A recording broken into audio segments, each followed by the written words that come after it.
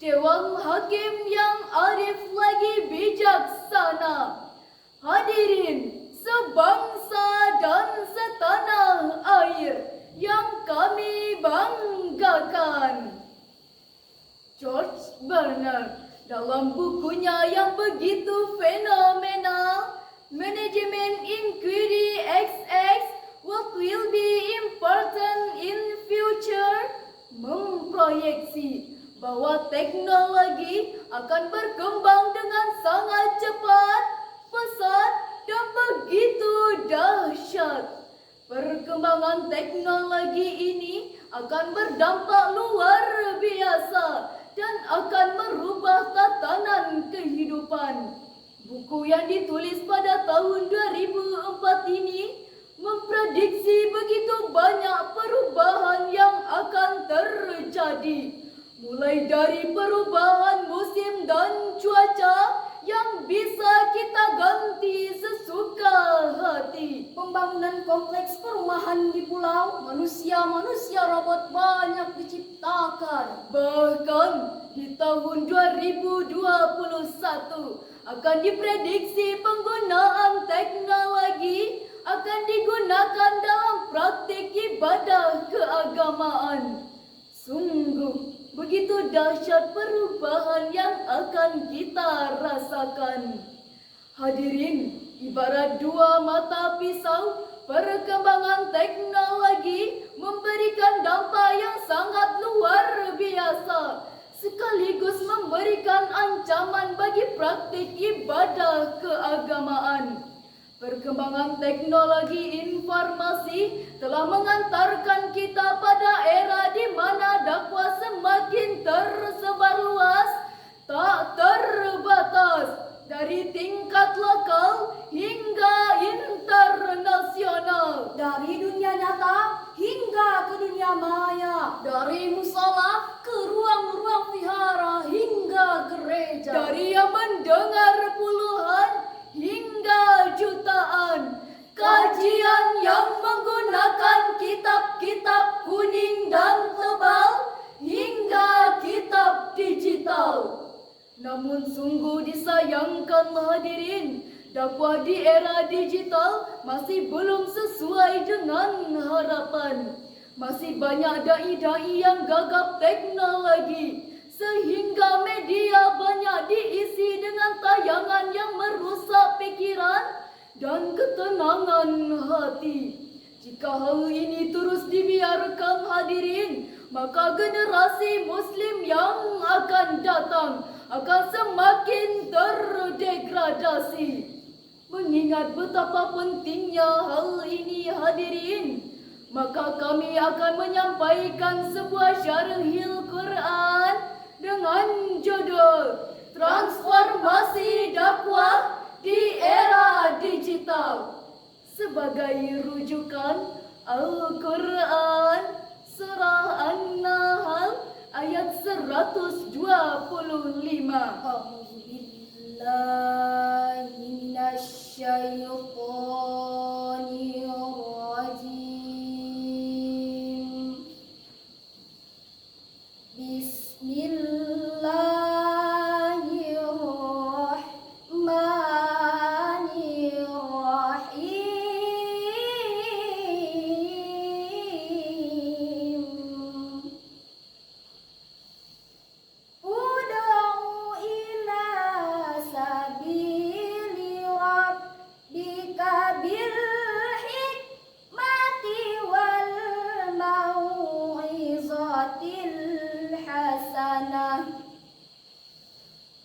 Wal-mau'izatil hasanati wajadilhum billati hiya ahsan. Inna rabbaka huwa a'lamu biman dhalla an sabilihi. Huwa a'lamu biman dhalla an sabilihi.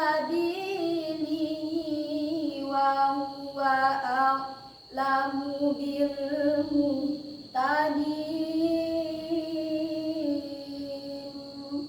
Aku berlindung kepada Allah dari godaan syaitan yang terkutuk dengan menyebut nama Allah yang Maha Pengasih lagi Maha Penyayang. Serulah manusia ke jalan Tuhanmu dengan hikmah dan pengajaran yang baik, serta berdebatlah dengan mereka dengan cara yang baik. Sesungguhnya Tuhanmu dialah yang lebih mengetahui siapa yang sesat dari jalannya, dan dialah yang lebih mengetahui siapa yang mendapat petunjuk.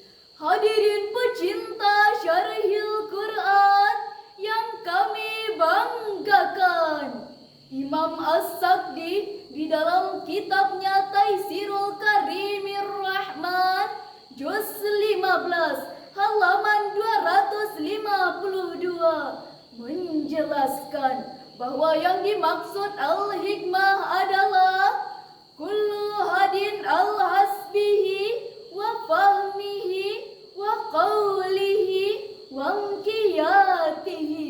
Setiap orang harus didakwahi dengan keadaan, pemahaman, sambutan, serta ketaatannya.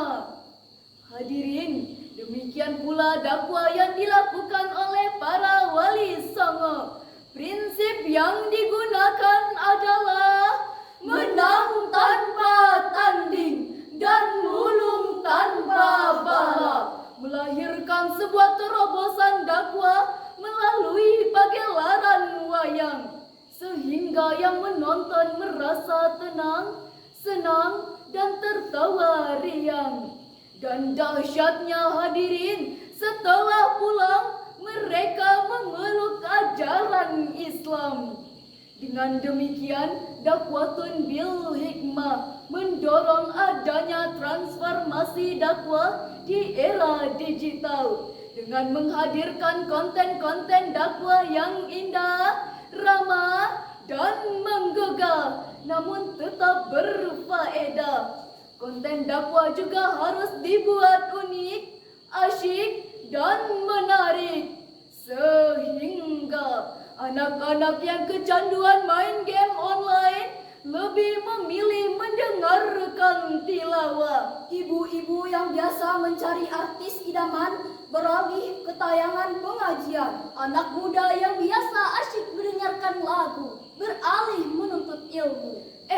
Gak mau ketinggalan. Bapak-bapak yang asyik menonton bola di rumah lebih memilih mendengarkan ceramah. Namun faktanya hadirin, banyak orang yang memahami IT tetapi tidak mengerti konsep fisabili rabbik. Dan sebaliknya, banyak orang yang mengerti konsep fisabili rabbik tetapi tidak mengerti IT. Demikian ungkapan Mustasyar PBNU Kiai Haji Ahmad Mustafa Bisri mengatakan, di era digital, seorang dai tidak hanya dituntut untuk menguasai ilmu syar'i, namun ia juga harus melek teknologi. Disinilah teknologi para dai tidak hanya dituntut untuk lebih selektif, inovatif, dan kreatif dalam menyampaikan pesan kepada umat. Imam Al-Baghawi di dalam tafsirnya Al-Qaulul Layyinur Ra'iq mengatakan, konten dakwah harus diisi dengan perkataan yang lembut, tidak kasar, dan tidak mencela. Dakwah di era digital adalah dakwah yang menginspirasi, Bukan memprovokasi, apalagi memancing emosi, yang mengajak bukan mengejek, yang menyebar kebaikan bukan kebencian, menghadirkan rahmat bukan laknat, yang merangkul bukan memukul. Hadirin, begitu Begitu besar peluang dakwah melalui media sosial. Namun fakta di lapangan menunjukkan bahwa konten dakwah masih belum sesuai dengan harapan, belum menjadi siaran favorit dan jarang viral. Oleh karena itu, semangat dalam mengajak kebaikan dan mencegah kemungkaran harus tertanam dalam diri kita semua. Allah Subhanahu wa ta'ala memberikan kita gelar khairu ummah sebagai umat terbaik. Sebagaimana firman Allah dalam surah Ali Imran ayat 110. Kuntum khaira ummatin ukhrijat linnasi ta'muruna bil ma'ruf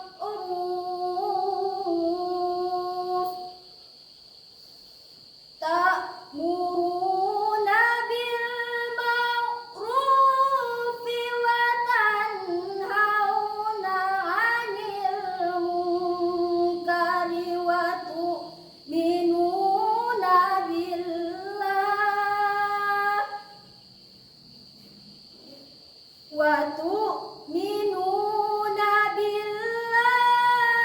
walau amana ahlul kitabi lakana khairan lahum minhumul mu'minuna wa aktsaruhumul fasiqun. Shadaqallahul azim. Kalian adalah umat terbaik yang dikeluarkan untuk manusia, menyuruh kepada yang makruh dan mencegah dari yang munkar, dan beriman kepada Allah. Sekiranya ahli kitab beriman, tentulah itu lebih baik bagi mereka.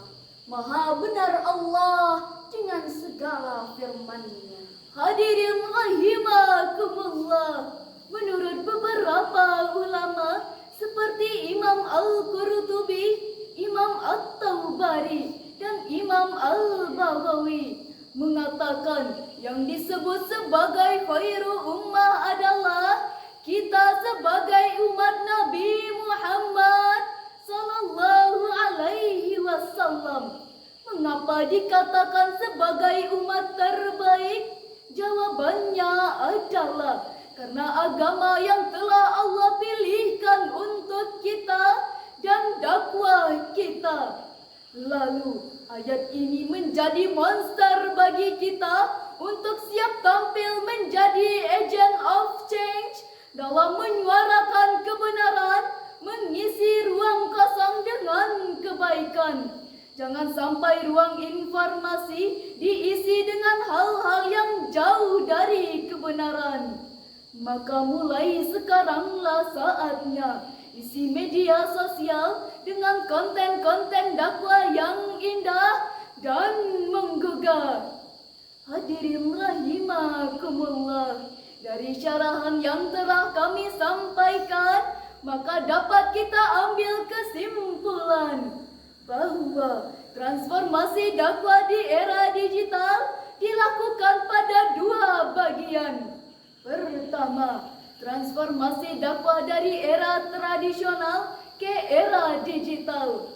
Yang kedua, dari konten dakwah yang menonton menjadi asyik ditonton. Dari narasi yang penuh benci menjadi narasi yang menginspirasi. Dari debat yang menegangkan menjadi debat yang menyenangkan. Tetap bersama meski pandangan kita berbeda. Demikian yang dapat kami sampaikan. Fastabiqul khairat.